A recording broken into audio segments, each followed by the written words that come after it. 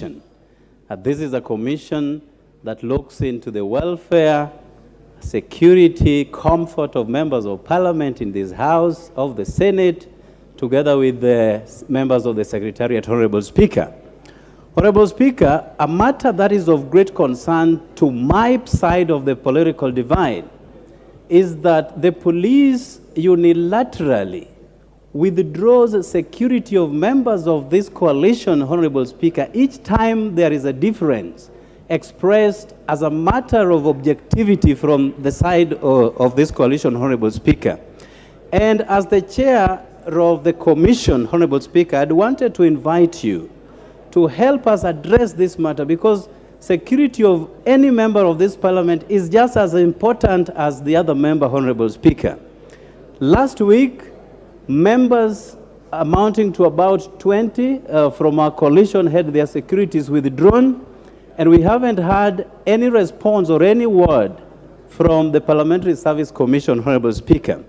And additionally, the leadership within Azimio coalition, and that includes Honorable Raila Amolo Odinga, Honorable Kalonzo Musyoka, Honorable Martha Karua, and many and others had their securities withdrawn, Honorable Speaker, without any reason. So this is a unilateral decision that is constantly being taken by the police, and not just this time. We had a similar experience during the other regime, Honorable Speaker. So as the chair of Parliamentary Service Commission, Honorable Speaker, allow me to invite you to protect members of this coalition that we do not experience withdrawal of our security that then exposes us so badly to the public, Honorable Speaker, and most importantly to the leadership of Azimio coalition. Honorable Speaker, we have had instances where we have had members of the other coalition expressing threats to the leadership within Azimio coalition. And Honorable Speaker, when the security is withdrawn amidst such threats, then we have a cause to worry, Honorable Speaker. And as I was reading the Constitution the other day, Honorable Speaker, about the role that you play as the Speaker, that in the absence of the two leaders above, then the National Assembly Speaker takes over. So this is a matter, the Honorable Speaker, that I want to invite you to delve into it so that we can all be safe. We may have differences in opinion, but that does not warrant withdrawal of security of any person within the Republic of Kenya. Finally, Honorable Speaker, the security provided to the leadership, especially for those who have been Prime Minister, President, and the Deputy President, is enshrined in our laws, Honorable Speaker. And therefore, let us go by the dictates of our laws and not whimsically make decisions that do not square with the same constitution that we subscribe to, Honorable Speaker. And I thank you very much for the opportunity. Majority Leader. Thank you, Honorable Speaker. Honorable Speaker, let me commend Honorable Walter Owino for raising that issue. Because, Honorable Speaker, it is indeed true. Jared Okello. Jared Okello,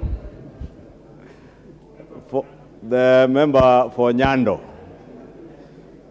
And you know, Honorable Speaker, Nyando is a constituency very close to my heart because their former member of Parliament, Fred Outa, was a very good friend of mine, and I have had occasion to visit Nyando constituency with the Honorable Outa a number of times. It's only that the current member has not invited me for fear of the unknown. But Honorable Speaker, he has raised a very important issue on the security of members. And it is indeed true, Honorable Speaker, that as the chair of the Parliamentary Service Commission and the Commission, you have a responsibility in ensuring that all our members of Parliament are secure, especially when they are carrying on their work as members of Parliament. Honorable Speaker, sometime in the last Parliament, in the 12th Parliament, I was among the first victims of security withdrawal by the handshake regime. Honorable Speaker, I did raise that matter on the floor of this House.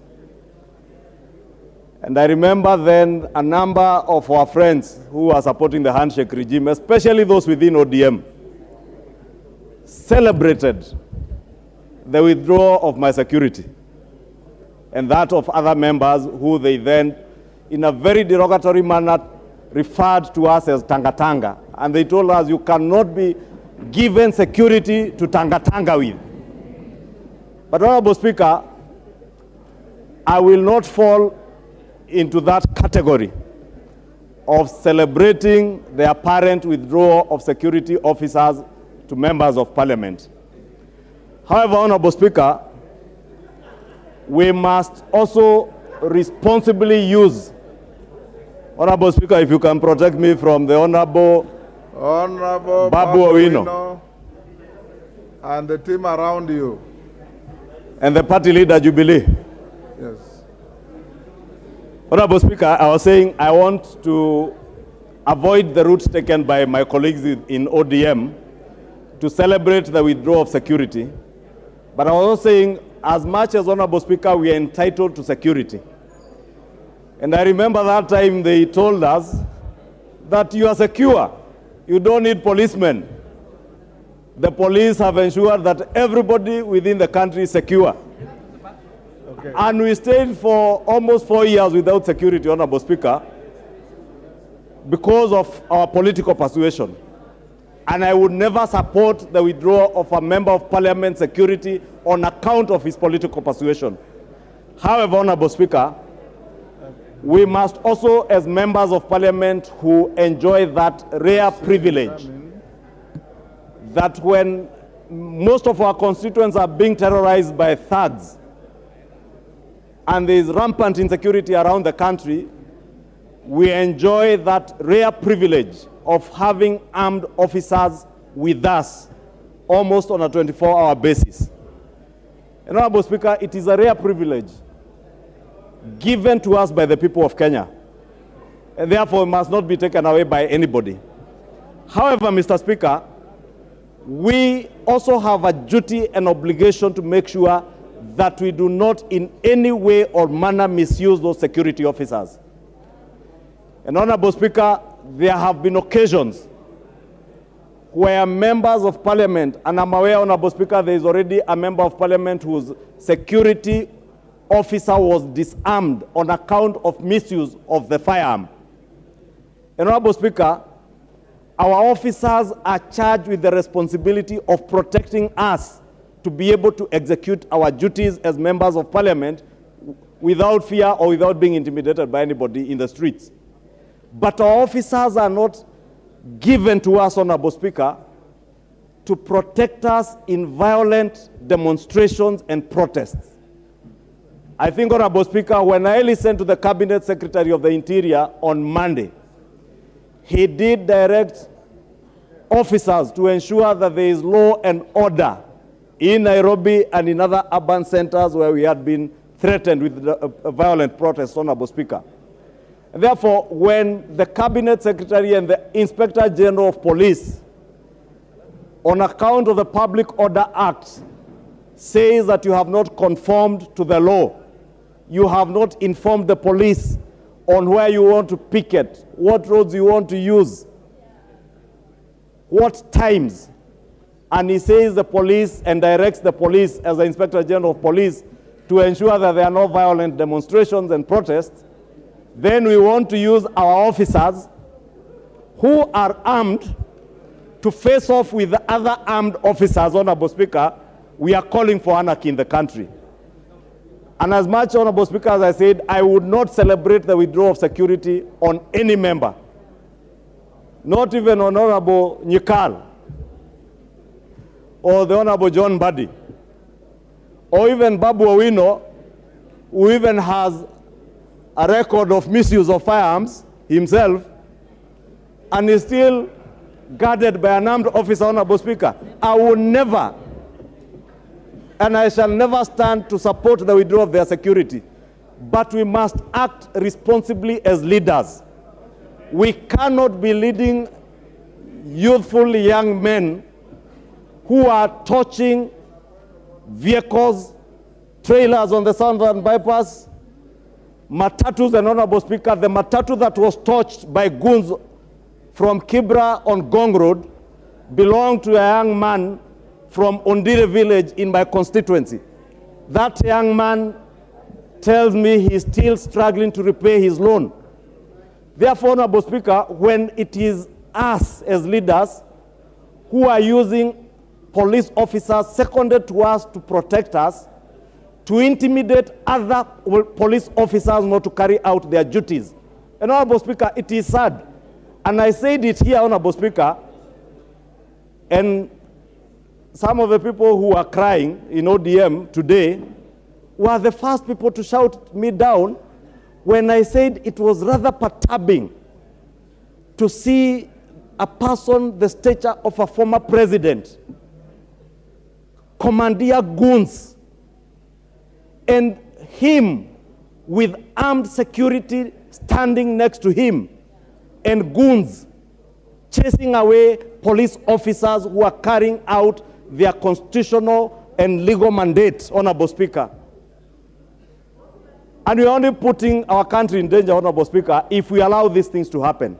Therefore, Honorable Speaker, I want to request you, even as you consider the request by the Honorable Jared, the member for Nyando, that as members of parliament we act responsibly. It is true, you are within your rights to picket, to demonstrate. Even if you want to protest peacefully or violently, it is within your rights. But do not misuse government officers who are armed to face off with other armed government officers under the same command, Honorable Speaker. That, Honorable Speaker, I think it is only fair that we also protect our officers because they are also human beings like ourselves. Honorable Speaker, remember in Kisumu the other day, we lost a young man from Nyamira County, a police officer, who was killed by youth who were throwing stones. Nobody bothered to mourn that police officer. Honorable Speaker, people have lost property on account of these demonstrations, Honorable Speaker, and that is why I went out of my way yesterday, together with the Leader of Majority in the Senate, to call for sobriety. And I said, Honorable Speaker, yesterday, we bent backwards to accommodate our colleagues so that we can continue to engage with each other in this house, in an environment where we consult each other, we talk to each other, and not at each other in the streets. Thank you. And I want to ask, now that all these honorable members are not protesting with other people out there, Honorable Speaker, I want to request, and I'm sure, I think by now, most likely they have their officers, because when one of them told me that they had their security withdrawn, that is why many were hanging around the house here and not even joining the demonstrations because they didn't have their security. I did ask the CS of the Interior, and he told me they have indeed not withdrawn anybody's security.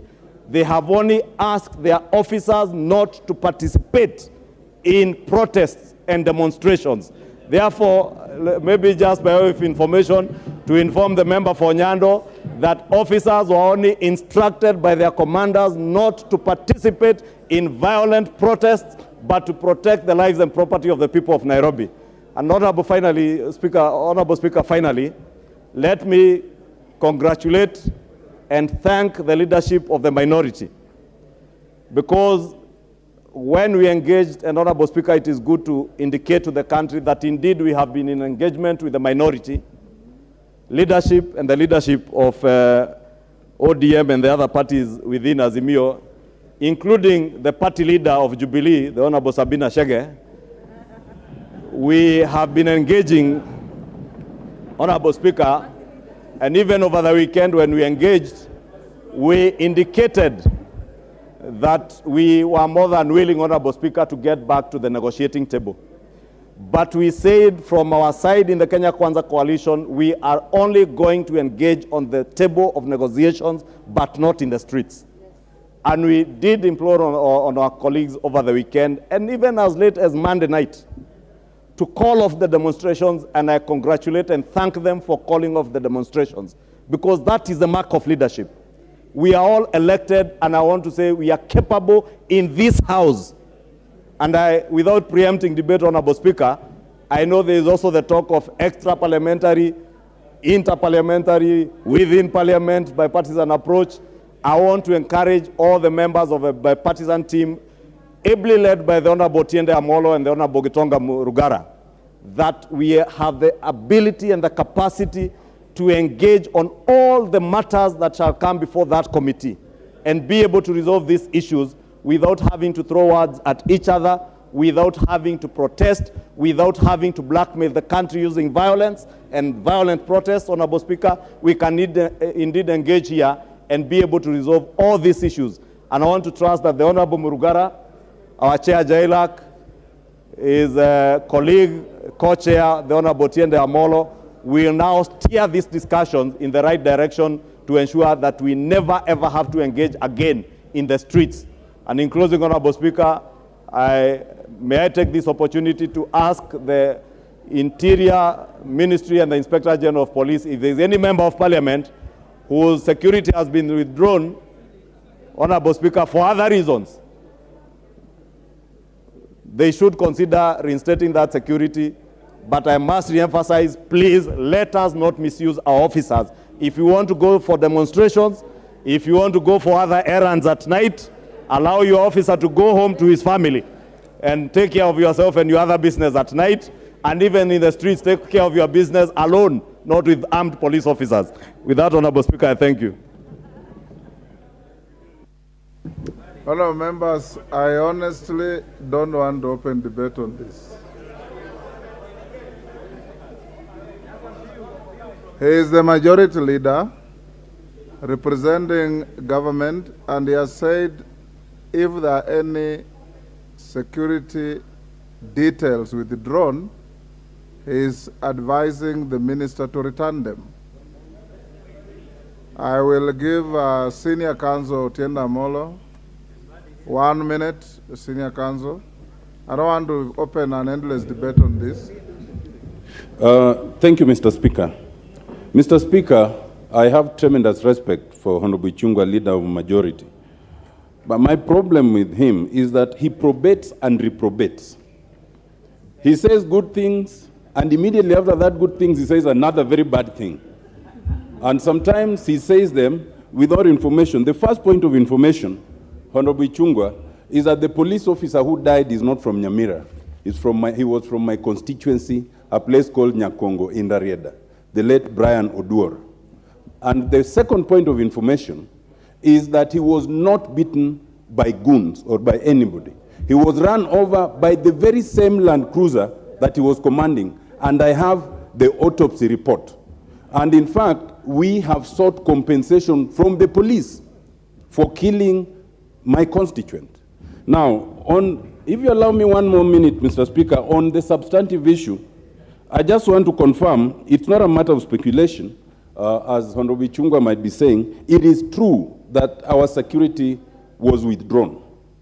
But let us just make this distinction. First, withdrawal of security of a member of parliament must be different from withdrawal of security of those who the law mandates provision of security.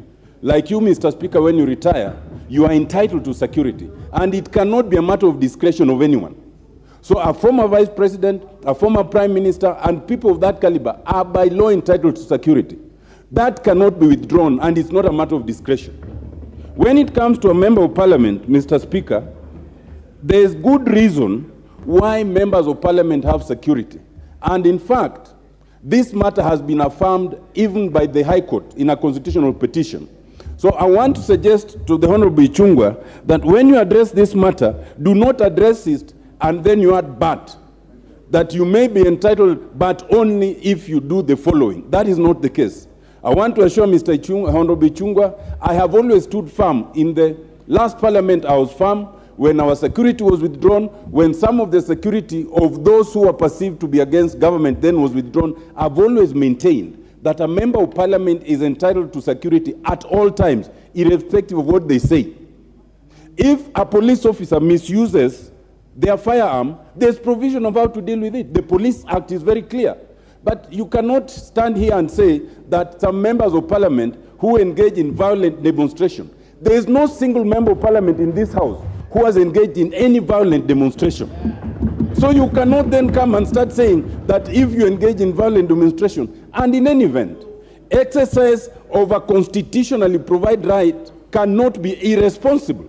Mr. Speaker, I just want to emphasize this point, that even those who think it's a matter of discretion, if you lose one member of parliament, and right now, there are situations and there are people who have been tasked to deal with some members of parliament, including myself.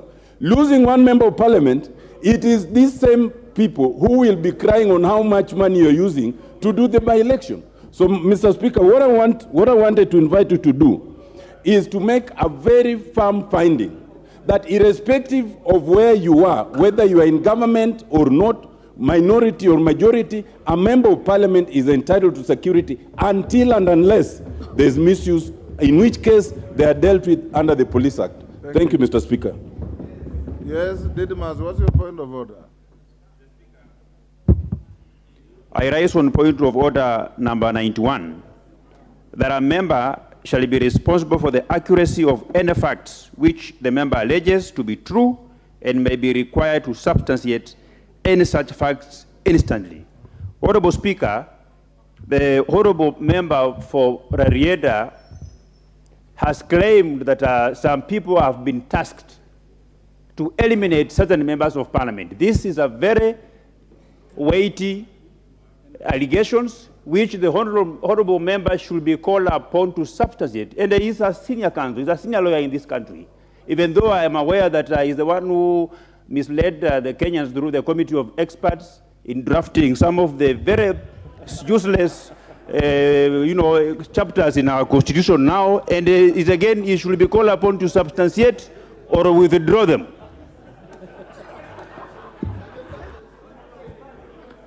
John Badi. Thank you, Mr. Speaker. Mr. Speaker. You have 1 minute.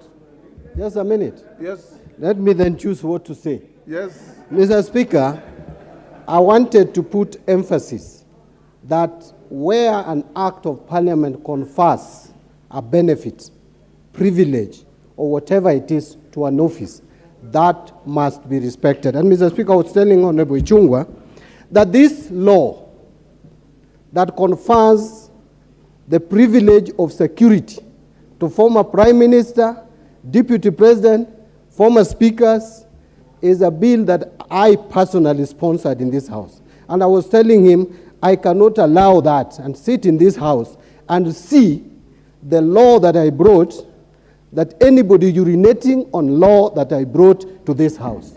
Mr. Speaker, that is something that is unacceptable, and this is something that the government must respect. But finally, Mr. Speaker, Honorable Ichung'wah is saying that they were the first to experience withdrawal of their security as Tanga. That is misrepresenting facts. I will tell you that you cheered when our security were withdrawn, together with the President Speaker, when he was minority leader in the Senate. I was minority leader in the National Assembly. Our security were withdrawn, not just security alone. Even our GK vehicles, which belong to Parliamentary Service Commission, were taken. One of them was taken in this roundabout, Mr. Speaker. Another one was picked from my house. Mr. Speaker, this misuse of power must stop. This misuse of power should stop in this country. Let us not entertain misuse of power. Whether it was applied to Tanga, it was applied to NASA, it is being applied to Azimio, it is wrong and it should stop. This idea of some police officer sitting somewhere and looking at us attending press conferences, and then the next thing you find your security withdrawn, like they did to mine on Monday evening, just because I attended Azimio press conference. Since when did I move out of Azimio, Mr. Speaker, that I'm now being barred from attending Azimio meetings? Mr. Speaker, it is irresponsible. I have never seen irresponsibility of this nature. And Mr. Speaker, we need also to tell majority leader to realize that much as you'd hate Uhuru Kenyatta, he has been president of this country for 10 years. Mr. Speaker, it is irresponsible for a majority leader who leads the government in parliament, in the National Assembly, to continuously talk derogatively about a former president. Mr. Speaker, that is something that we should not accept as a country. You cannot say that a former president has led goons. No, that is irresponsible. You can't talk like that. No. Order. I mean, order, honorable members. Order, order, order. Order, honorable members. According to Honorable Jared Okello, 22 members, you said 20 or 22? 22 members have had their security withdrawn. Unfortunately, you haven't provided, Mr. Speaker, with the names because we have many members in the House.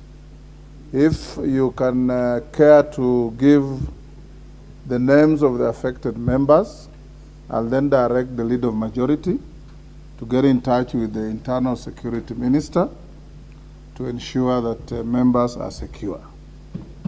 As to members of the public, including the former Prime Minister, the former Deputy President, they certainly don't fall within Mr. Speaker's jurisdiction, and as you know. So I would again encourage you, because the Honorable Ichung'wah represents the executive in this House, forward the complaint to him, and I'll advise him to get in touch with the Minister for Security to ensure that the law is obeyed as it is, so that we don't have these problems recurring. But more importantly, honorable members, all the things you are saying boil to one thing. As responsible elected leaders in this country, tone down toxic politics. Tone down all the honorable members. It is the case and the story of a pot calling another one black. Tone down toxic politics. Conduct yourselves with decorum. You know, you carry enormous responsibility of 50 million Kenyans who have given you a rare privilege. It's not your right to be in this House. It is a privilege bestowed upon you by the people of Kenya. And when you come to this House and everywhere you go, remember that you are a public trustee carrying the responsibility of people who cannot come in this House to argue their case. And they look upon you to make sure they have peace, they are protected with their families, their properties are protected, and the laws that you pass here are obeyed and enforced against offenders in fairness as is required under the same laws. Thank you.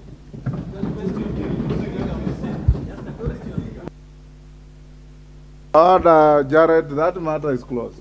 What direction do you want? Yes? Yes. Give Jared Okello the mic. Honorable Speaker, I thank you for the most informed ruling on this subject matter. But Honorable Speaker, we are breaking for our recess today, and on the same breath, this matter that I'm talking about transcends just the National Assembly. It also affects our members in the Senate, Honorable Speaker. And perhaps names I will give, but it may not be so comprehensive considering the fact that some of us will be out of this House within the next few hours and may not be available until the next 1 month. I think, Honorable Speaker, given your direction, Honorable Kimani Ichung'wah, the majority leader, has known that members of this House from my political divide had their security withdrawn. I think as that, he should take up the matter as it is, without necessarily going through the names and all that. And additionally, Honorable Speaker. Honorable Okello, I think you are now veering off the track. You categorically said you know 22 members whose security was withdrawn. On your side of the House, you are close, Honorable Okello, you are close to 100 members plus. So it can't be anybody and everybody. It is the 22 that you talked about. And just take care and pass on the names to the majority leader, and he has said he will deal with it. So can we close it there? Yes. Yes, Nimrod Mbai. Thank you, Mr. Speaker, for giving me the opportunity to say something about this. Mr. Speaker, I want to speak from a point of experience. I have served as a security officer, as a bodyguard to a member of this House for 5 good years. Mr. Speaker, from 2008, from 1998 to 2002. And Mr. Speaker, I want to speak from the experience of the bodyguards, of the security officers who guard us. Mr. Speaker, it's very unforgiving. It's very awkward to the officer when your boss is engaged in a riot, in demonstrations, and your seniors from the police are chasing and tear gassing your boss. Mr. Speaker, you are left in an awkward position. There is no way you can say you are a member of parliament and you go out there when you have a constable, police constable, as your escort. And at the same time, you are engaging in unlawful picketing or rioting. Then a police inspector comes to protect me, Mr. Speaker. Mr. Speaker, the voice of the police officers has to be heard. Yes. Yeah. Thank you. Mr. Speaker, the voice of the escorts have to be heard. We can't leave it at that. Thank you. Yes. Mr. Speaker. Thank you, Nimrod. Yeah. You can end there. Yeah. No, Mr. Speaker, it leaves the officer in a very awkward position when you are a police constable and your boss, a police inspector, is now tear gassing the member you are escorting, the member you are guarding. Mr. Speaker, that Order,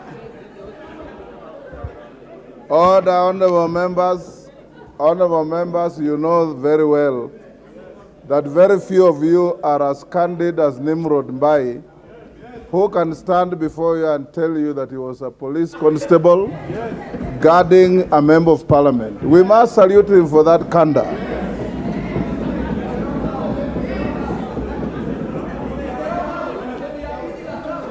Honorable members, it tells you that every ambition is valid. Order, Honorable Mbai. Order. It's a poetic case. The guard is guarded. Thank you, Honor Nimrod, and I salute you for your effort to get to this house. Honorable members, in the Speaker's Gallery, I want to acknowledge the CUEA Law School, Langata. Is that Catholic University? Catholic University of East Africa Law School students from Langata in the Speaker's Gallery. In the public gallery, we have Homa Bay Students Association from Homa Bay Town, Homa Bay. On your behalf and on my own behalf, I welcome the students to the House of Parliament. Let's go to order number 9 and dispose it off quickly. Yes, Majority Leader. Mr. Speaker, on a point of order, Honorable Speaker, I noticed when you introduced the Catholic University students, the Honorable Babu Owino, and I know he's a young man, but when we are cheering Honorable Speaker in the House, is it? Order, Honorable Babu Owino.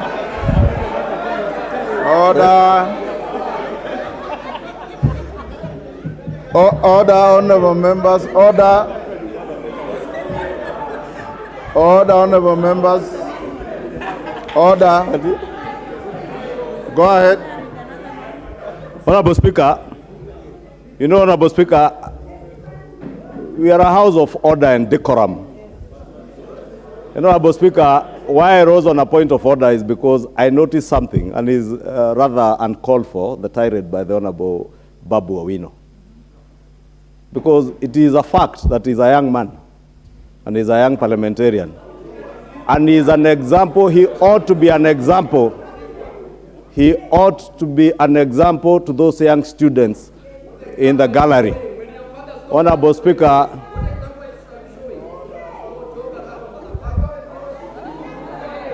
order. Kimani Ichung'wah, take your seat. Babu Owino, order, Honorable Babu Owino. Can you withdraw those unparliamentary words? You are more decent than that. Withdraw those unparliamentary words. Give him the mic.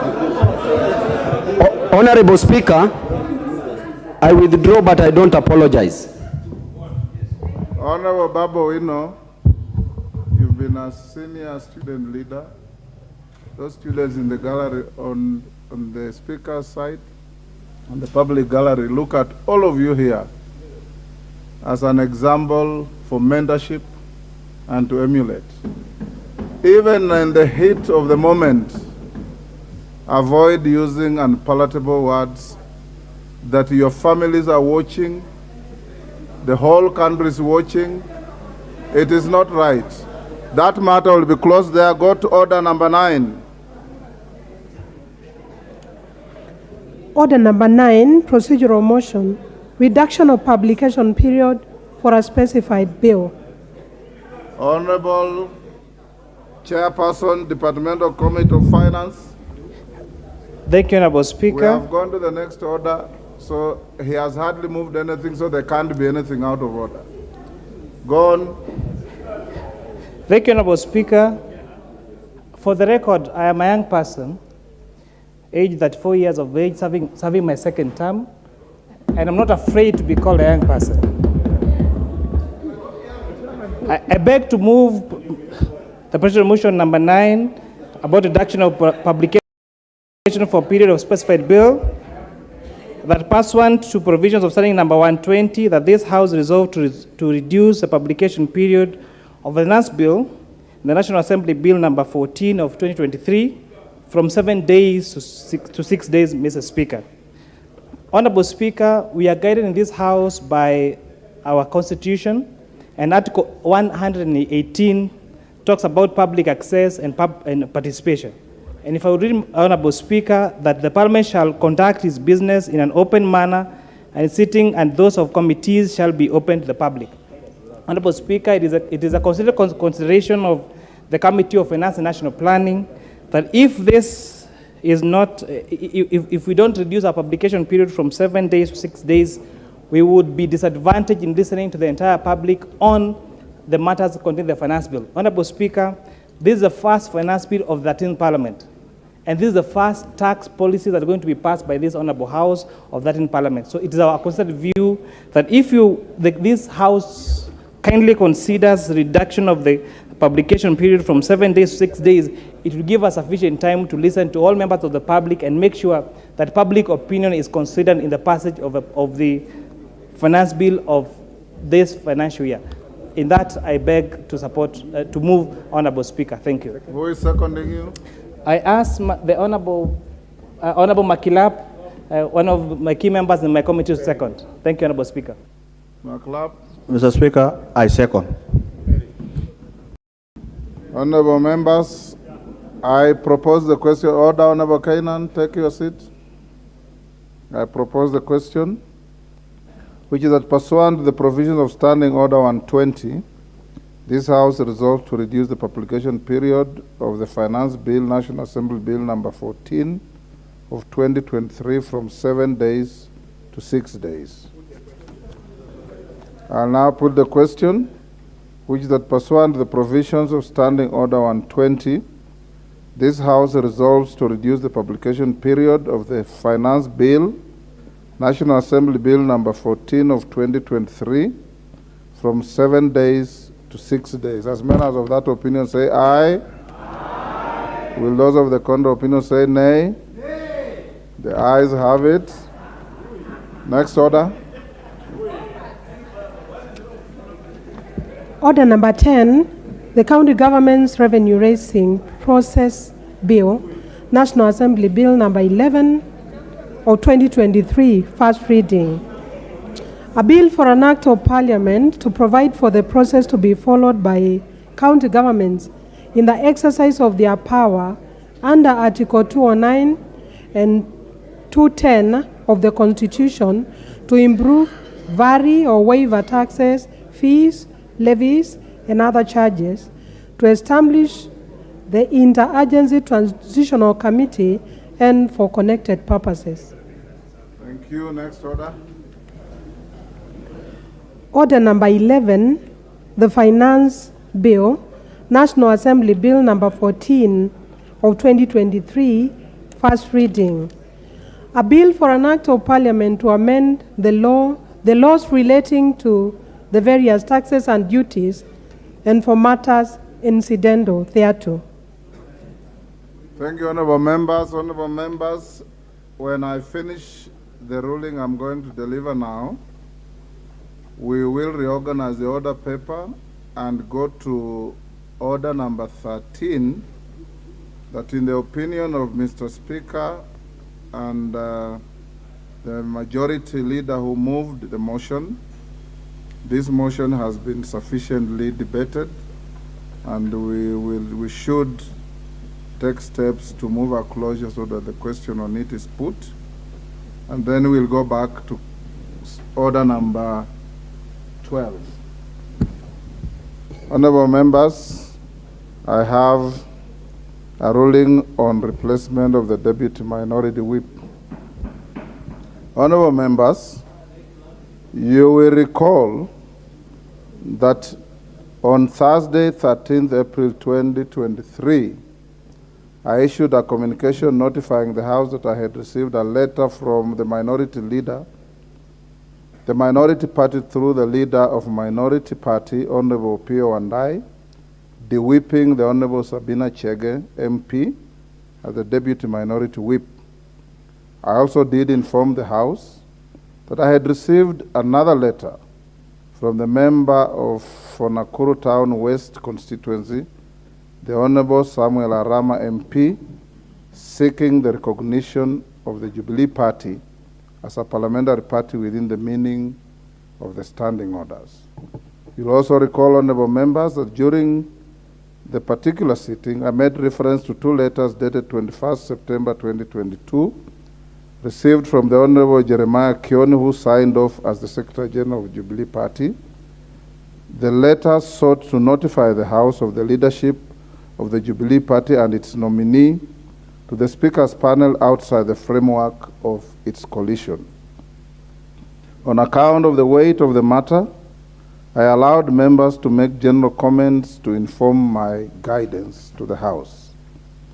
Honorable members, in the ensuing debate, several members, including the Leader of Majority, Honorable Kimani Ichung'wah MP, the Leader of Minority Party, Honorable Opiyo Wandayi MP, the Deputy Minority Leader, Honorable Robert Mbui MP, the Honorable Sabina Chege MP, the Honorable Adan Kainan MP, the member for Eldas constituency, the Honorable Rachel Nyamai MP, the member for Kitui South constituency, the Honorable Gadhoni Wamshomba MP, the member for Githunguri constituency, and the Honorable Zamzam Mohammed MP, the member for Mombasa County, and many other members spoke on the matter.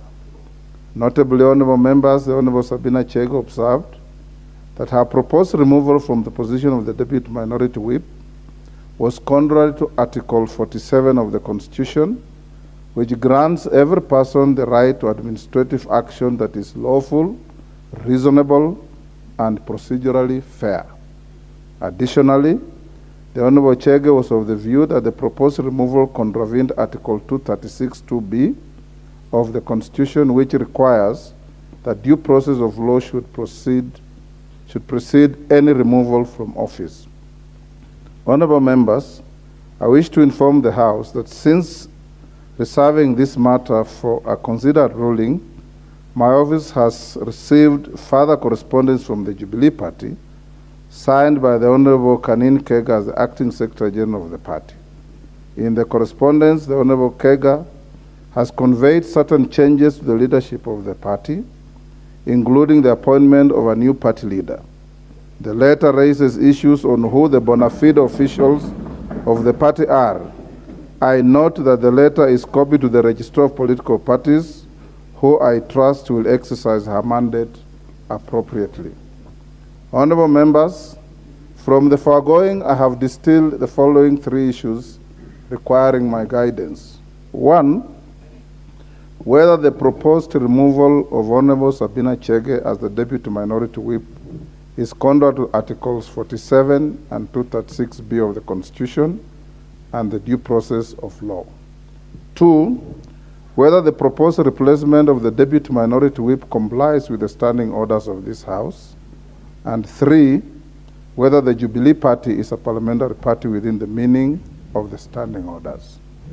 Honorable members, at this stage I shall refrain from addressing the first issue that I have isolated. This is because the issue touches on matters falling partly within the mandate of the House and partly within the mandate of other competent constitutional and statutory bodies. These bodies include the judiciary, the political parties disputes tribunal, and the internal dispute resolution mechanisms of political parties and coalitions. Honorable members, the centrality of the Bill of Rights is in the architecture of our Constitution cannot be gainsaid. Indeed, human rights are one of the national values and principles of governance under Article 10 of the Constitution. Article 47 of the Constitution on the right to fair administrative action, and Article 236(2)(b), of the Constitution, which requires the due process of law to be followed before the removal of a holder of an office, finds their basis in the Bill of Rights. These rights accrue, honorable members,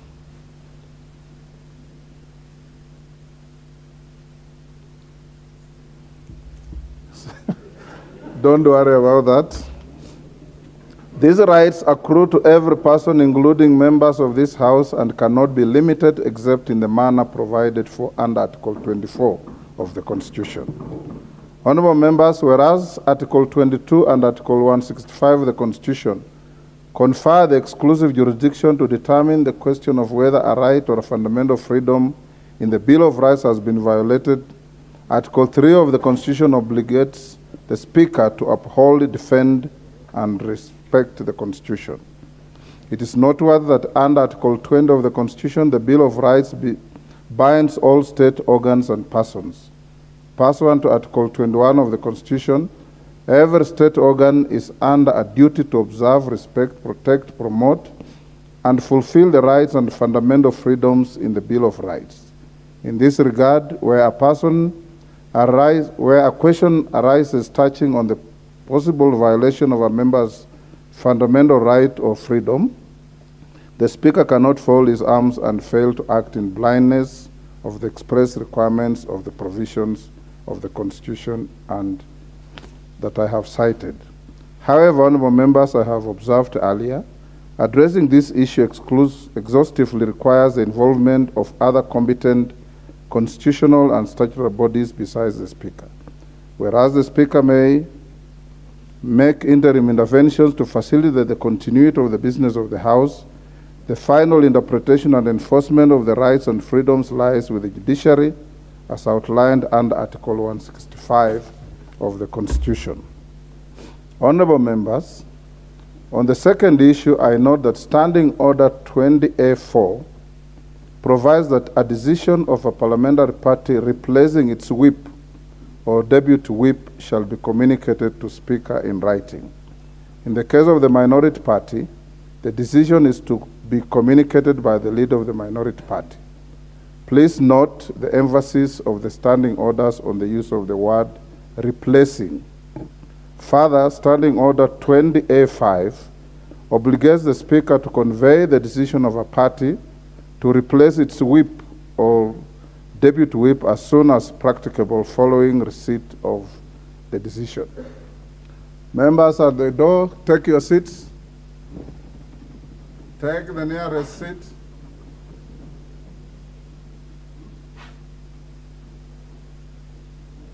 Take the nearest seat, honorable member. Thank you. Further, Standing Order 20A5 obligates the Speaker to convey the decision. I had read that. Honorable members, in most multi-party democracy, jurisdictions all the world over, party discipline is key to the very existence of political parties. It may rightly be said that without party discipline, the functionality of political parties and multi-party democracy would be prejudiced. Permit me to note that Standing Order 20A finds its basis in Article 4.2 of the Constitution, which establishes Kenya as a multi-party democracy. Additionally, paragraphs 4 and 5 of the Standing Order on replacement of party whips are in line with the democratic right of parliamentary parties to enforce party discipline of its members as provided for in the Political Parties Act 2011. Honorable members, from a close reading of Standing Order 20A4 and 5, it is evidently clear that the Azimio La Umoja One coalition is fully entitled to discipline its members and to determine the composition of its leadership in this House.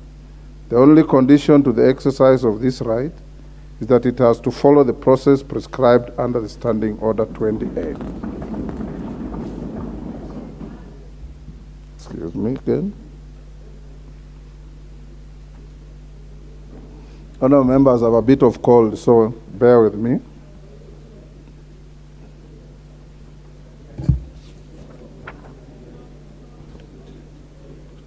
Standing Order 20A.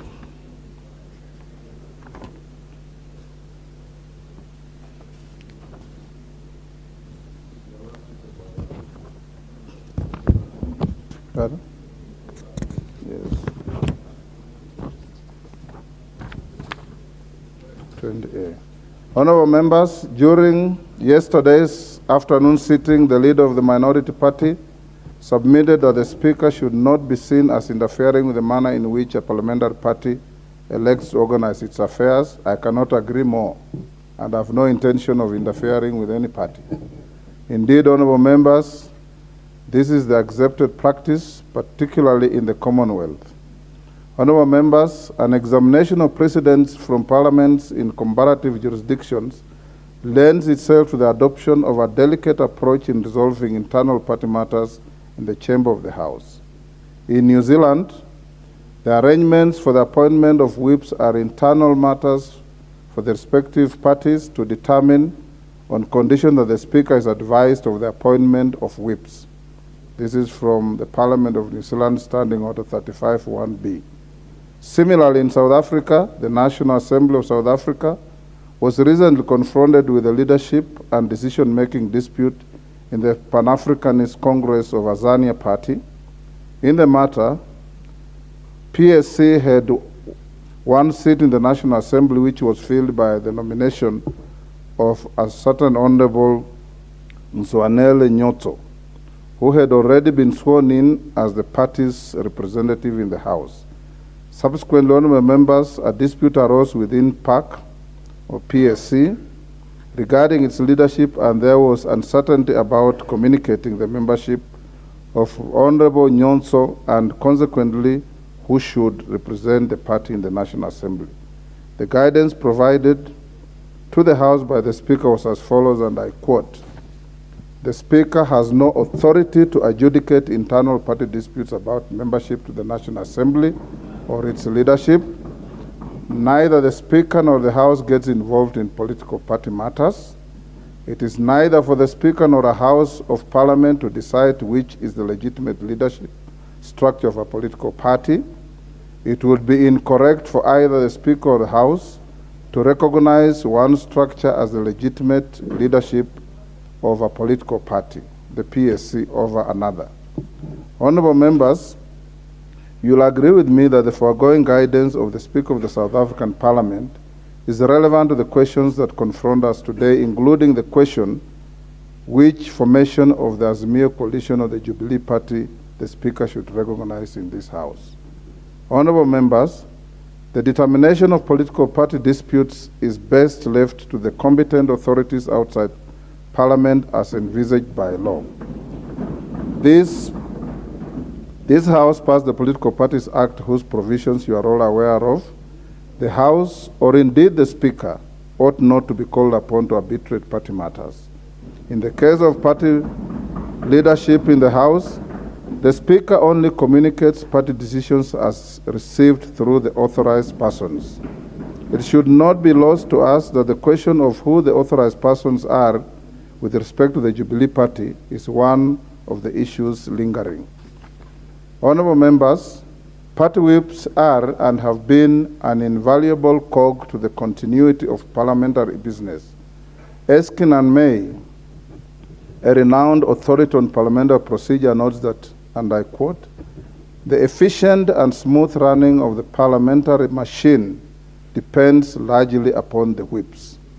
Erskine May further outlines the nature of the duties undertaken by whips that makes them deserving of this lofty status, and in this regard, Erskine May also notes, and I quote, "Certain duties are common to whips of all parties: to keep their members supplied with information about the business of the House, to secure the attendance of members, to arrange, when possible, for those of their members who cannot attend divisions, to pair with others on the opposite side of the House so that their votes might not be lost, to suggest members to serve on general and certain select committees, to act as intermediaries between the leaders and the parliamentary membership of their parties in order to keep each informed of the views of the other." Honorable members, this authority creates a very strong nexus between facilitation of the business of the House and the office of the whip or the deputy whip. In this regard, I am of the considered view that the standing orders of the National Assembly are deliberately worded to ensure continuity of parliamentary business. A close reading of Standing Order 20A leads to the inescapable conclusion that once a parliamentary party has designated a whip or a deputy whip, the only subsequent change that the parliamentary party may make with regard to the two positions is a replacement of the person designated as a whip or deputy whip. Honorable members, according to the Oxford Learner's Dictionary, the word replace means to remove someone or something and put another person or thing in their place. It therefore follows that a replacement has two components: the act of removal and the act of substitution, which must happen simultaneously. Honorable members, in the current scenario, the minority party has conveyed its decision seeking to remove one of its leaders without simultaneously offering a substitution. The letter by the minority party only partially meets the express requirements of the standing orders. Honorable members, the Speaker is also confronted by several correspondence from a constituent party of the minority party that is currently facing its own internal disputes. Any Speaker would be highly constrained to facilitate the continuity of the business of the House in an environment which raises pertinent questions that cannot be ignored, including: 1. Should the Speaker ignore correspondence that affects the rights of members who collectively meet the threshold to constitute a parliamentary party? 2. Should the Speaker take cognizance of the President of the House on access to pre-election and post-election coalition agreements affecting its leadership? Honorable members, to my mind, the matters at hand cannot be conclusively resolved without affording the affected parties adequate time to comply with the procedural requirements outlined in the standing orders. The affected parties basically have to put their affairs in order. The National Assembly is a house of order. Consequently, the minority side and the Jubilee Party must organize their affairs and also endeavor to appear organized.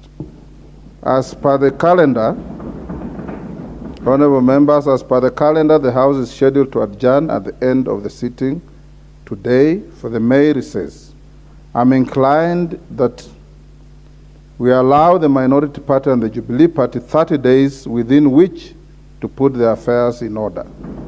By the time the House resumed from the recess, it is my expectation that my office shall be in receipt of communication from the minority party, replacing its minority whip, if they so wish, in the manner contemplated under Standing Order 20A. Honorable members, the third issue for determination is whether the Jubilee Party is a parliamentary party within the meaning of the standing orders. You will recall that in his letter seeking the recognition of the Jubilee Party as a parliamentary party, the Honorable Samuel Aram observed that Article 36 of the Constitution on freedom of association and Article 38 of the Constitution on political rights confers upon each member of the House the right to determine which entities they wish to be associated with and the right to make political choices.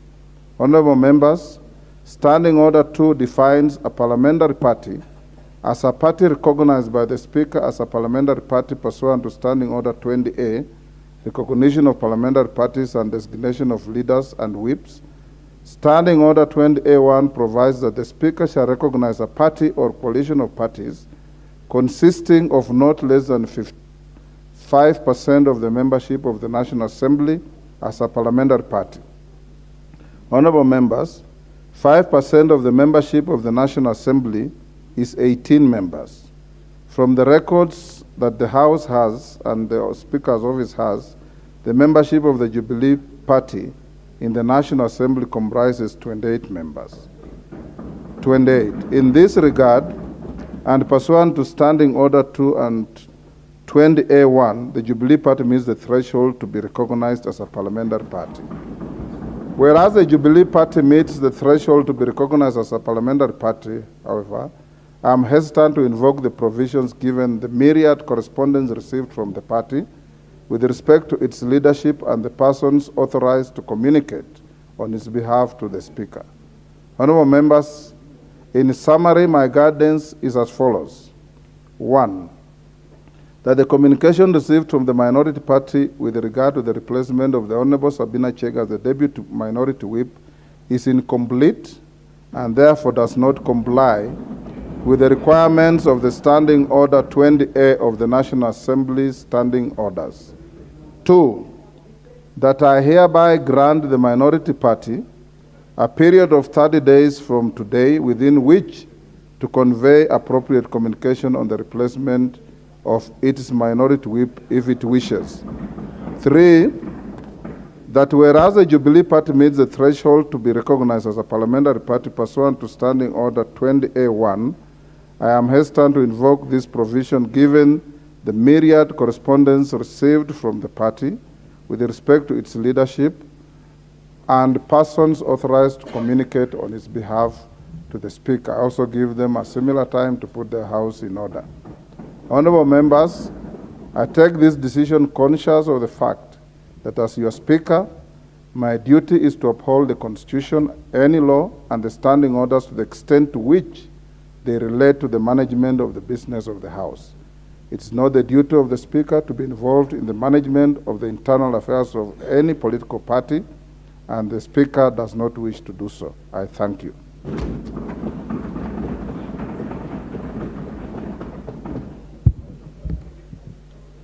Yes, Robert Mbui. Yeah, thank you, Mr. Speaker, for that ruling. Mr. Speaker, I do agree with a lot of the things that you've said, but Mr. Speaker, it's important to note that you yourself has confirmed that our standing orders, Article 20, is very clear about the removal, and the word you have used is the word replacement. Mr. Speaker, the minute a process begins, and part of that process has already been implemented by the coalition, I'm surprised that that does not meet the standards of removal, because replacement starts with removal. So, Mr. Speaker, I am a bit concerned about the ruling, because, Mr. Speaker, we are going now on a recess. And, Mr. Speaker, you've seen that we've been sitting here, a few of us. And you know that in the recess period, Mr. Speaker, we will still be transacting the business of the Azimio coalition. And we require the whips to be able to assist us. Mr. Speaker, why don't you please allow that we be given an opportunity to look for the replacement, because we have already communicated the removal. You allow us that we give the replacement if possible today, but allow us the removal, because that is what we communicated, Mr. Speaker.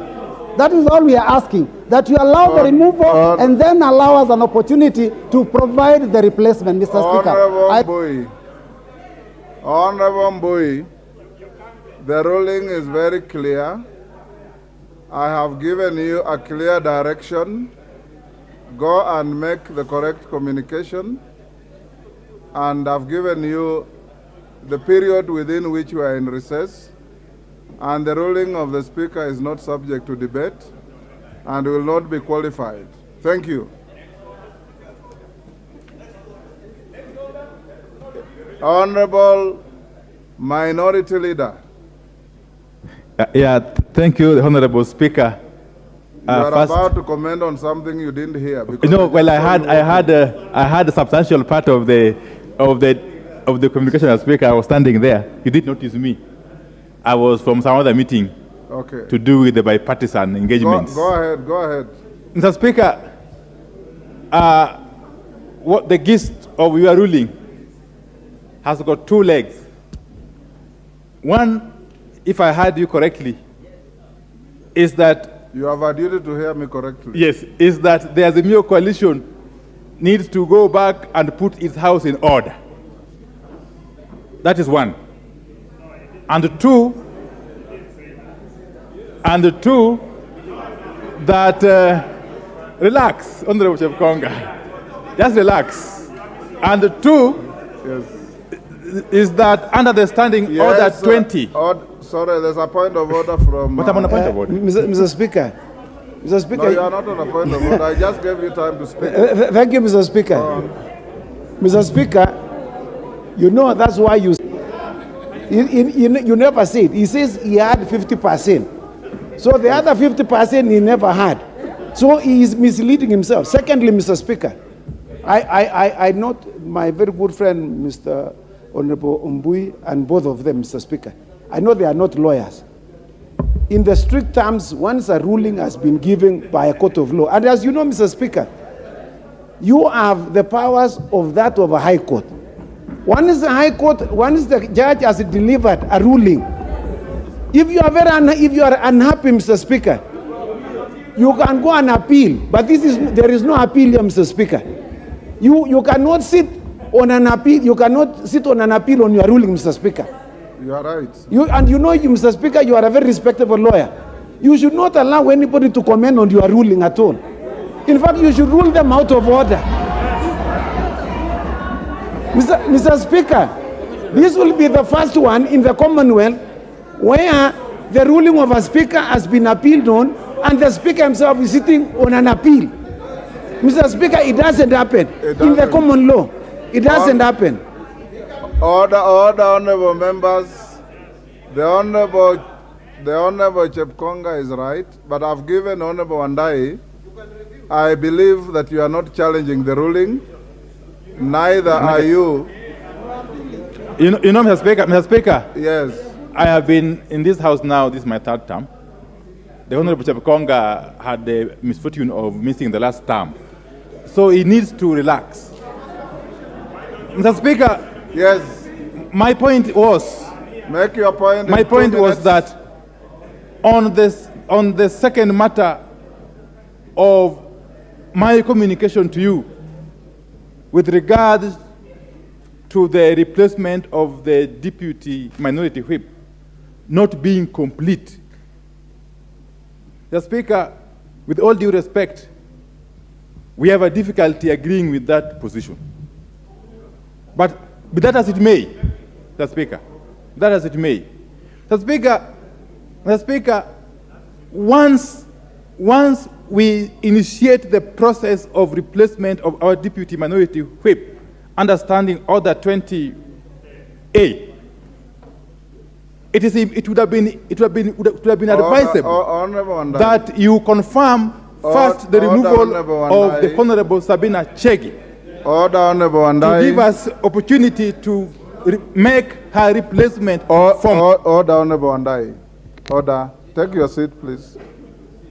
The ruling has been very clear. It needs no interpretation.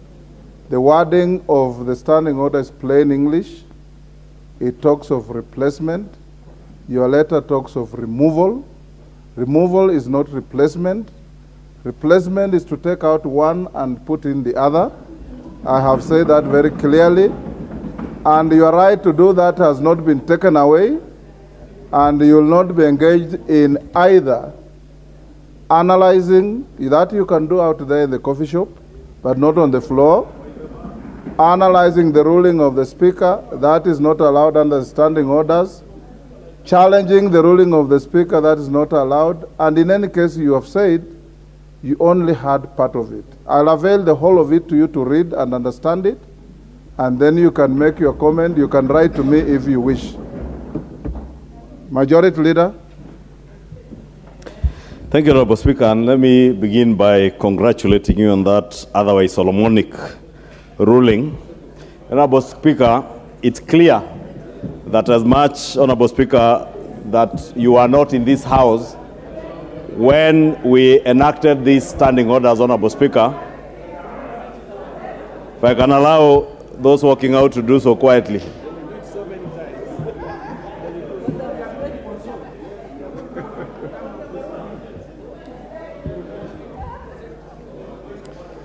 Thank you, Honorable Speaker. On Majority Leader. Honorable Speaker, I was congratulating you for having interpreted these standing orders and appreciating that you are not a member and you are not the Speaker in this House when we enacted these standing orders in the last revision in the last Parliament. But Honorable Speaker, as you've said, Standing Order 20A4 is quite clear that a decision of parliamentary party replacing its whip or deputy whip shall be communicated to the Speaker in writing. And indeed, Honorable Speaker, that is the right interpretation. Honorable Speaker, I just want to draw reference or equate this to a football match.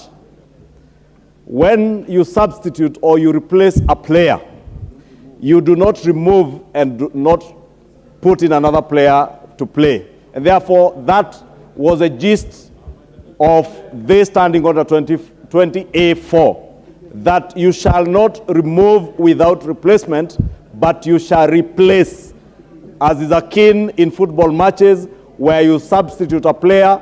Therefore, either the minority or the majority, if the majority wants to replace their leader of majority or their deputy whip or their whip, we replace, we do not remove. And Honorable Speaker, it's also true that power abhors vacuums. And what we were being asked to do is to remove and leave a vacuum, Honorable Speaker. And I really want to ask our colleagues, Honorable Speaker, to be patient and exercise patience. You have already said, Honorable Speaker, that nothing stops them, even tomorrow, from writing to you and express their desire to replace any member, be it in a committee or in their leadership. Therefore, Honorable Speaker, I just want to implore our colleagues to exercise patience, to also conduct the affairs of this House with less emotions, Honorable Speaker. Only yesterday, Honorable Speaker, when the Honorable Leader of Minority raised that issue on the floor. I remember, Honorable Speaker, when you tried to stop him in his tracks because he was doing it at the wrong time, the Leader of Minority became very emotional. The Honorable Atandi uttered some unpalatable words, just like I've heard the Honorable Rosa Buyu utter today, like the Honorable Babu Owino was trying to do. Honorable Speaker, we need to conduct this House with some decorum, Honorable Speaker, including when you want to raise a point of order, you do not shout from your seat. You invite the Speaker's attention, Honorable Speaker. And for instance, Honorable Speaker, when I invited your attention, is on a matter also touching on the decorum here in the House, that when you recognize students who ought to be emulating us as leaders and as their role models, We have a tradition and a culture in this house. When you want to cheer, you foot thump, Honorable Speaker, but not bang tables, Honorable Speaker. And that is the matter I had wanted to raise about the Honorable Babu Owino. Honorable Speaker, I just want to implore on our colleagues in the minority, please, as the Honorable Speaker has ruled in his communication, put your house in order. We do pray, Honorable Speaker, as much as we are also hurt. Because, Honorable Speaker, you know, I was a ranking member in the Jubilee Party, and a founder member of Jubilee. And therefore, I still have a bit of feelings for my friends in Jubilee. It's called nostalgia. Some nostalgia, Honorable Speaker, honestly. I am very nostalgic about Jubilee because we had great plans for this country under Jubilee, Honorable Speaker. And therefore, I had hoped also, Honorable Speaker, that you would, in your ruling, communicate that you recognize Jubilee Party as a distinct parliamentary political party, which they qualify understanding Order 20A1, Honorable Speaker, because they have already achieved that threshold. But as hurt as I am, as nostalgic as I am about Jubilee, my former party, Honorable Speaker, I want to agree with you that we also give Jubilee, our old party, time to resolve their leadership issues. I've also given them 30 days. The 30 days, and ask our colleagues in ODM, just be as gracious as we have been, be as gracious as the party leader in Jubilee, Honorable Sabina Chege, has been, to wait for that 30 days period to resolve the issues in Jubilee.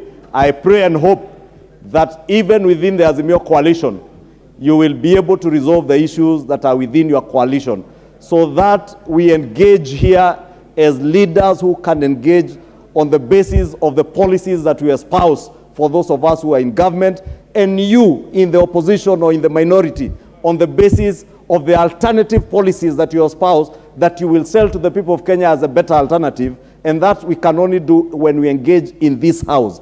And engage, again, Honorable Speaker, I say, without being too emotional, without being insultive even to the person of the Speaker, Honorable Speaker. And Honorable Speaker, I do want to give notice that I will be moving a motion when we resume to name the Honorable member for Atandi, Samuel Atandi, over what happened yesterday, Honorable Speaker. Because, Honorable Speaker, just as I was raising the issue of Babu Owino, we ought to be a house where we conduct business with decorum. And on occasion, Honorable Speaker, myself and Honorable Pukose will point to issues where we are going out of order, Honorable Speaker. And I must thank even the Honorable Otiende Amolo. I've seen him being very keen when he sees the Honorable Didmas Barasa not dressed properly. He raises those issues because that is how we protect the dignity of this house. But when we start shouting at the Speaker, when we start calling the Speaker unpalatable names from where we are sitting, simply because we are on Hansard, we are not on Hansard, when the Honorable Babu Owino starts shouting there that he is not my girlfriend, and honestly, Honorable Speaker, I cannot be admiring a man under any circumstances. And even if I was to admire anybody, not the likes of Babu Owino. There are enough women in this country to admire. I cannot be in the business of admiring men. Therefore, Honorable Speaker, I want to urge all our colleagues, let us, I take this ruling, Honorable Speaker, with some heart, Honorable Speaker. But I do agree with you. You have no business as the Speaker of the House in micromanaging any political party, be it Jubilee, be it Azimio, be it UDA, where I belong to, or even your former party, Ford Kenya. The moment you resigned as a party leader of Ford Kenya, the members of Ford Kenya who sit in the Kenya Kwanza coalition, you cannot, as Speaker now, micromanage those speakers. And I want to agree, Honorable Speaker, that it is within your rights to allow our colleagues within the minority to put their house in order. And I want to wish them all the best as we go on recess, that they will be able to put their house in order and come and give up formidable opposition here and even outside, but not in the streets, here and outside in other engagements. Thank you, Honorable Speaker. John Badi. Mr. Speaker, first I want to congratulate you for this ruling. Mr. Speaker, I think this is a very clear, elaborate ruling, which in my view need not to be contested in any way. I mean, if we have to be objective, this is an objective ruling from the seat of the Speaker. And Mr. Speaker, I just wanted to mention that what Honorable Ichung'wah has talked about regarding Jubilee, I think the standing order is clear. Yes. That the deputy whip of the minority cannot be Jubilee. Minority is Azimio coalition. So, Mr. Speaker, I want to thank you for allowing Azimio coalition time to do a replacement, because management of political parties is left for political parties and the leadership of political parties. But I want to thank you and congratulate you, Mr. Speaker, for this ruling. You are spot on, and I agree with you totally and entirely. But, Mr. Speaker, something else that I wanted to mention is, I think, Mr. Speaker, much as we disagree, let us be a honorable house. Much as we disagree, there are some words that we should not use in this house. It should not be allowed, whether from the majority or from the minority side. We need to respect ourselves first, because there are some words, when you use them here, it's a clear indication of lack of respect to self. Yes. And I would not want to participate or sit in a house where people don't respect themselves. So, Mr. Speaker, I think it is high time that you become a little bit harsh as the chair. Because, Mr. Speaker, in the absence of that, then clearly, we lose it as a house. And, Mr. Speaker, whether it came from this side or that side, it is equally bad. So, and majority leader and minority leader, kindly lead us with, please show the example to all of us. Show us example by first behaving with decorum. Then the rest of us will follow. But sometimes, Mr. Speaker, the problem I have with my friend Kimani Ichung'wah, and you know he's a young man, he's far much younger than me, and he's my friend, and I've been mentoring him. But sometimes he veers off the rail. He is now my leader in the house, but he knows that I'm his leader. I came here before he came. I went to school before him.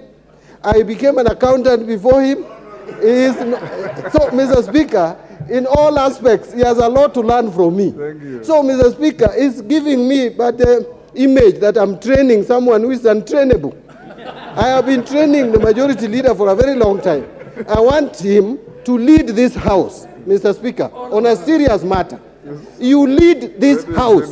You are the majority leader of the National Assembly of the Republic of Kenya, including those of us who are in the minority. You are the leader. In fact, you are second in command to the Speaker in this house. So, Mr. Speaker, henceforth, I would want to see a total paradigm shift from Kimani Ichung'wah as the majority leader of this house. Let them lead us. And Honorable Wandai as minority leader, to be here most of the time. Yes, let them lead us. We need leadership in this house. Mr. Speaker, with those many remarks, I want to stop. Thank you. Robert Pukose. Thank you, Honorable Speaker.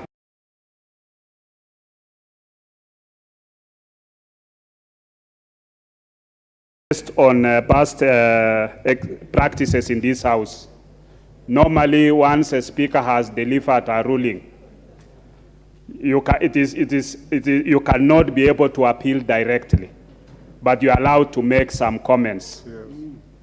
And in these comments, Honorable Speaker, I expected the minority leader to be magnanimous enough, agree with your ruling, and be able to even stay in this house to listen, because in the first place, he did not listen even the first part of the Speaker's ruling. He was not even in touch with what the Speaker had ruled. And after making his comments, and I think Honorable Mbadi, in the first parliament we used to have Chakoyo Midio here, and Honorable Chakoyo Midio would sit throughout all the rulings. Then you came in the 12th parliament, and you would sit here and listen to all the rulings, and you'll even discuss across with Honorable Duale and consult. That is actually a missing link that we are now observing in this House, where the minority leader is too emotional. You know, we need this House to be sober. We need this House, we need leadership from also him as a leader of the minority. He's the leader of the alternative government in the House. And therefore, he's not just carrying his own personal emotions, because for the past he's been making here comments that are almost personal. Yeah. That should not be the case. So, Honorable Speaker, those are my observations, and I think we need to learn from each other and respect each side of the House. Thank you. Lillian Kogo. I'll give you. Thank you so much, Honorable Speaker. And the ruling which you have made, Honorable Speaker, is facts on sheet. You've talked about wordings that are on the standing orders that guide this House. So it implores all of us to listen. And as has already been said by those who have spoken ahead of me, Honorable Speaker, this should be a house of order and respect, honor, dignity, an august house. And I had mentioned this earlier, Honorable Speaker, and I like it when ranking member of parliament in the person of the Honorable Mbadi gives his advice as a member to his brother and majority leader.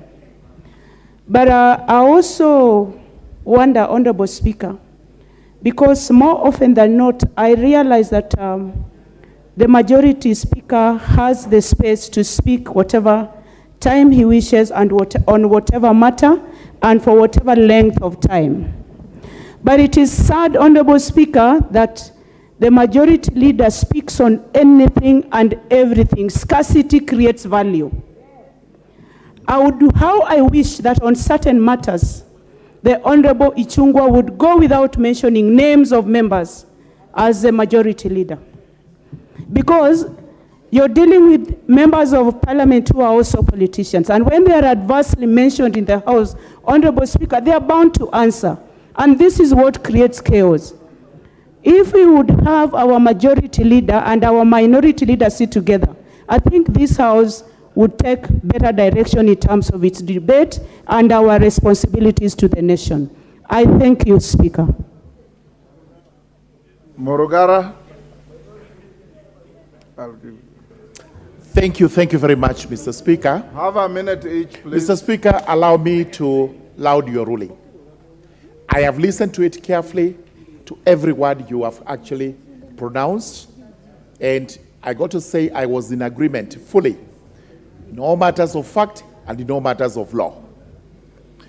We cannot appeal against that ruling. I doubt whether we can even seek a review unless there are cogent grounds upon which we can do so. When it comes to decorum of the House, it is vitally important that we actually sustain the dignity of the House at all times. Of late, we have had members who are actually shouting and the printables across the aisle. And this is dangerous. It must be discouraged, because at all times we must preserve your seat. You are the seat of parliament. Okay, Kainan. 1 minute, so compose your words quickly. Thank you, Mr. Speaker. Mr. Speaker, we have been in the past parliament. This ruling, I will say, is a Solomonic ruling. I may not agree with every bit of it, because as Jubilee we expected you to declare as a parliamentary party. I've given you 30 days. But you have given us 30 days. Yes. That 30 days, and I want to apply to the mind of my good friend, Honorable Wandai, that 30 days does not apply to Jubilee alone. Even Azimio must put its house in order, and Jubilee is one of the constituency parties that Azimio or ODM, by that extension, will not be allowed to dominate. Mr. Speaker, what I want to say is this. The reason why we are called August House is because this is a house of respect. This is a house of tolerance. This is a house of traditions. And therefore, each one of us must subscribe to this very tenet and respect the office of the Speaker. You have done something unprecedented. This is the first time I'm seeing the decision of the Speaker being discussed. I hope this is not going to lead us to something else that is going to be unprecedented. And finally, what I want to say is this. We as Jubilee, and Mr. Speaker, the ruling will have its own interpretation. My interpretation, now that you have opened this, that Azimio must put its house in order and accept the concerns of Jubilee. Jubilee as a consensus party must also put its house in order. Thank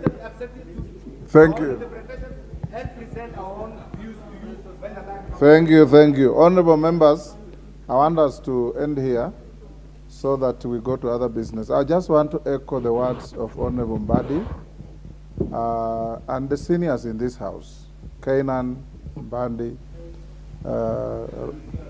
and those who have done it at least 3 years and above, that this house will be remembered because of your conduct. You will go down in history as either a member of parliament who came to this house, clowned yourself for 5 years, and then walked away. And wananchi are watching. I want to encourage the seniors from this side, particularly Honorable Mbande, Honorable Otienda Amolo, senior lawyer, implore upon your leadership to give a little more time to the house and to give a little more respect to the conduct of business in the house. And Mbadi, you are spot on. I stand here as a father figure to many, many of you because of the longevity of my stay in this house. I first came to this house in 1992. And as a very young person, I sat on the speaker's panel. And I hit the ground running, learning how to run the house. I sat on this chair in the presence of greats like the late President Mwai Kibaki, the late George Saitot, the late Wamalwa Kijana, the late Mzee Moi, the late Wamalwa Kijana, Mudi Awori, Professor Rashid Mzee, Paul Mwite, and many others, including now the departed Mutiso. The Honorable Raila Odinga, we walked in this house for the first time on the same day. Mercurial debaters like James Orengo and many others. And at no time, President William Ruto found me here and we worked together. I want to encourage you members. This journey is long and you'll pass through some very slippery grounds. Sometimes you may think you know everything when you know nothing. And that is what gets us off the rails. Leadership is a privilege, it's not a right. And when we come to this house, Mbandi, keep on talking to our colleagues in the manner you did, that here, when you are given an opportunity to lead, please lead. I have been extremely courteous to every member, and I will continue doing so, but we will try to enforce the rules of the House. There are 3-4 members I have noted who are taking for granted the magnanimity of the chair, and that is not right. I saw one member yesterday confront the honorable member for Dagoretti North to ask her why she's sitting here when the rest have gone out. It is not your duty as a member to picket members out of the house. Every member is here on their own right. Honorable Otienda Amolo is here to represent the people of Rarieda, and that responsibility is not shared unless he wants to share it himself. Because at the end of the day, you answer questions to the people who cast the vote for you. And I want to encourage us that the length we have been here, even if we are slow at learning, we learned something. And it's good to listen when we tell you what to do. I'll administer this house without any fear or favor and with absolute fairness. We want a house that everybody out there looks at in admiration. That's why you have a host of students who come here sitting in the gallery.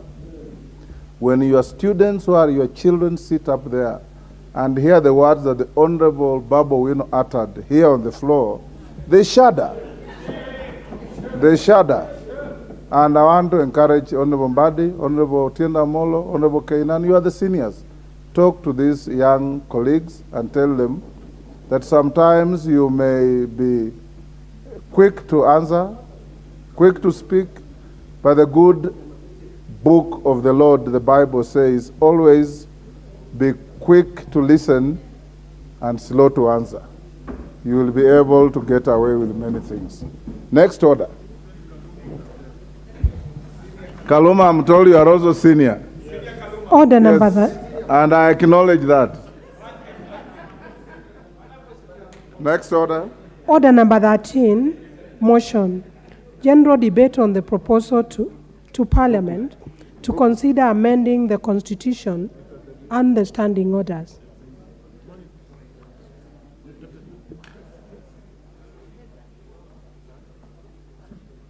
The mover of this motion, Majority Leader. Thank you, Honorable Speaker.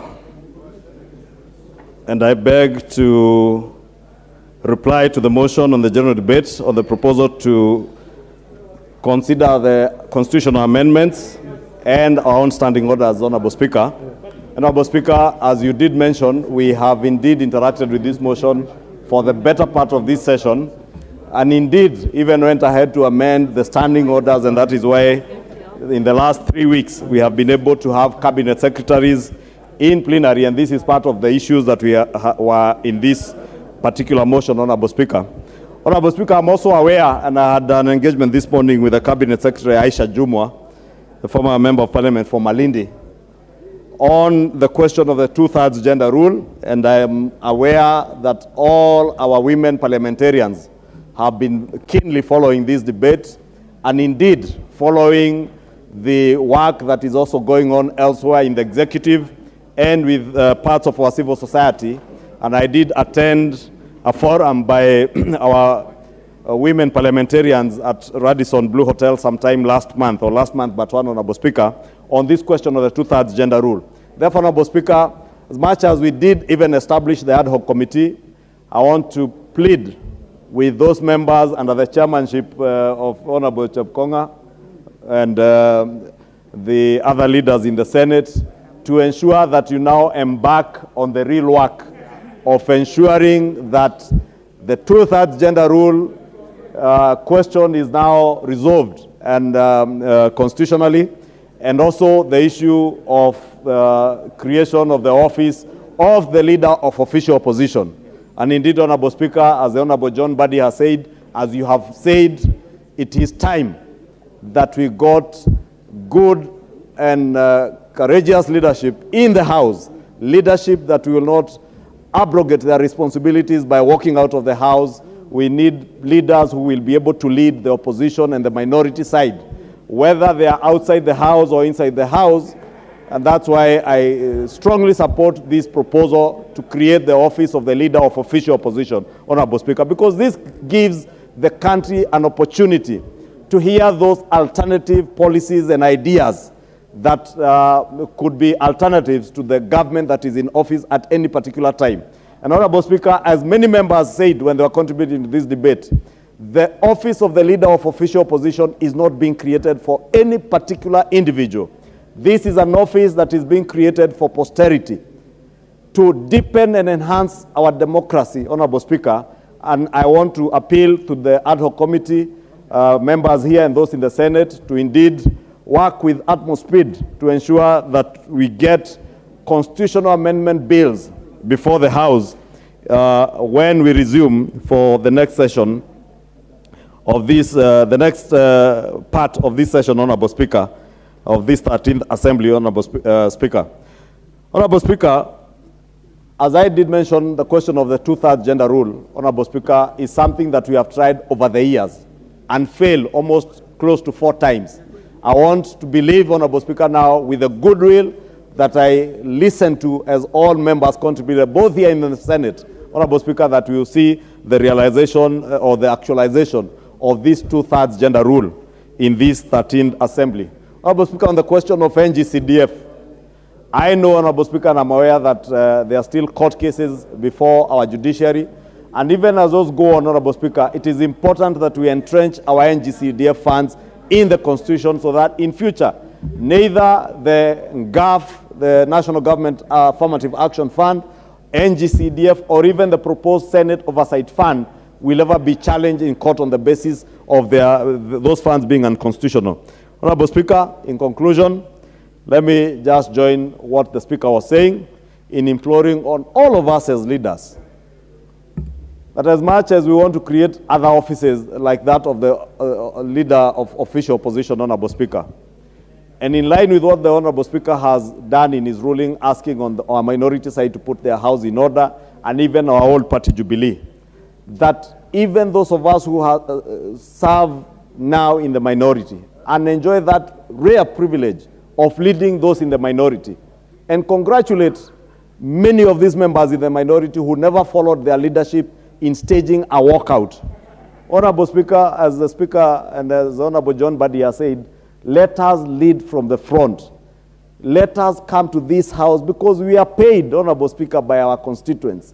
Even those of us who are leaders, we enjoy a responsibility allowance as leaders to lead the rest of the teams, Honorable Speaker. And therefore, there is no time I will ever walk out of this chamber because I do not agree either with the Speaker or with a colleague in the minority.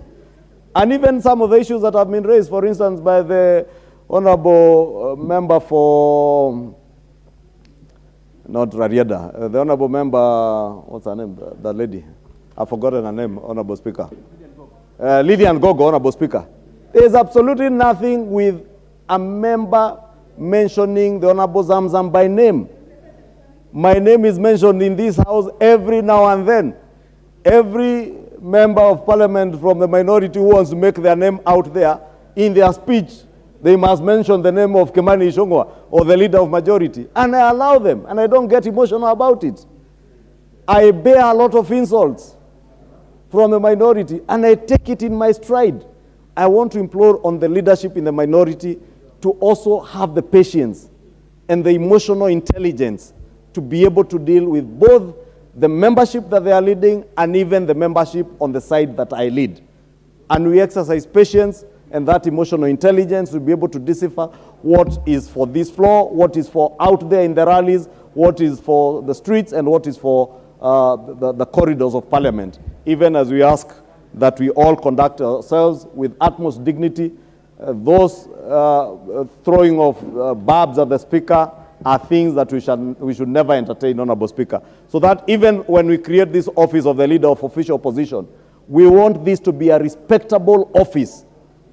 Whoever that leader will be, whether it is our good friend, the Honorable Kalonzo Musyoka, whether it is our good friend, the Honorable Raila Odinga, whether it is the Honorable John Badi who will take up that position of the leader of official opposition, we must, or the Honorable Kaluma, or indeed the Honorable Karoli Omondi, a seasoned businessman and a respectable leader from Suba, who can lead the minority.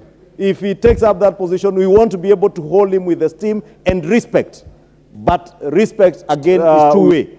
And therefore, I want to ask that if you demand respect, you must also respect others.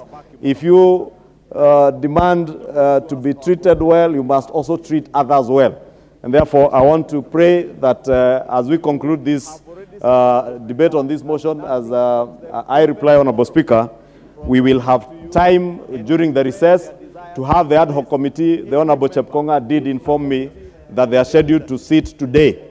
And that is why I even sought the Speaker's indulgence to reorder business so that we close this debate and allow the ad hoc committee and the other interest groups that are interested in this matter to engage on all the items from NGCDF, NGAF, Senate oversight, to the leader of official opposition, to the two-thirds gender rule. And I know, Madam Speaker, you are very keen on this. You had a bill that we indeed requested you, and you are gracious enough to allow us time to be able to debate this. And I want to assure you, Madam Speaker, that we will push this ad hoc committee to see to it that we come to realize the actualization of that two-thirds gender rule. Because this House, with all the beautiful ladies here, Honorable Speaker, and many more who would join, is richer, and our democracy is richer. Our gracious ladies, I think, exercise more emotional intelligence than many of us men who tend to be forceful and insultive at each other. But our ladies, being mothers and being our sisters, are more gracious, and therefore our democracy will only be better and richer, having more women participate in leadership positions, even as we mentor our young ladies, our young girls who come to this house, be it from Catholic University, be it those young student leaders who came from Homa Bay Town constituency, represented by the Honorable Kaluma, who, as the Speaker noted, is also serving not just as a senior leader, but also serving in the Speaker's panel. And I pray that, to God, that he will be able to emulate the Speaker. And maybe at some point in the future, he will be the first member of Parliament from Homa Bay County to serve as Speaker of the National Assembly or the Senate at some time in the future. I said National Assembly or the Senate, not Homa Bay County Assembly. Honorable Speaker,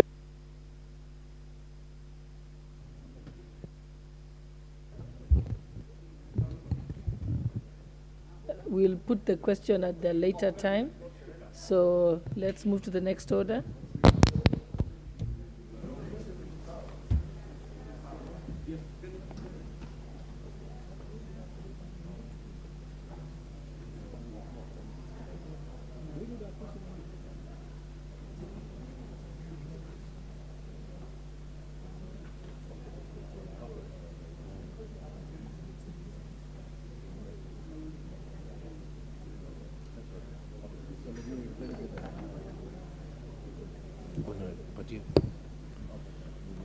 Order number 12. Order number 12, motion. Consideration of the reports of the Auditor General on the financial statements for the National Government Constituencies Development Fund for 26 constituencies.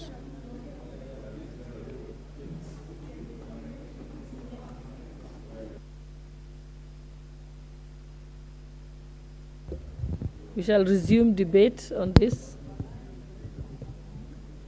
The Honorable Joseph Makilap, member for Baringo North. Not there. The Honorable John Kiarie, member for Dagoretti.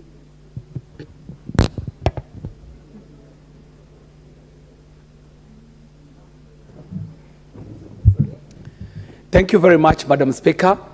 I was very keen to speak to an earlier issue, but the matter on the floor is of concern to every member of Parliament. And the issue of CDF is a matter I would like to put my voice to, because, Madam Speaker, any member here will tell you the import of this fund called National Government NGCDF.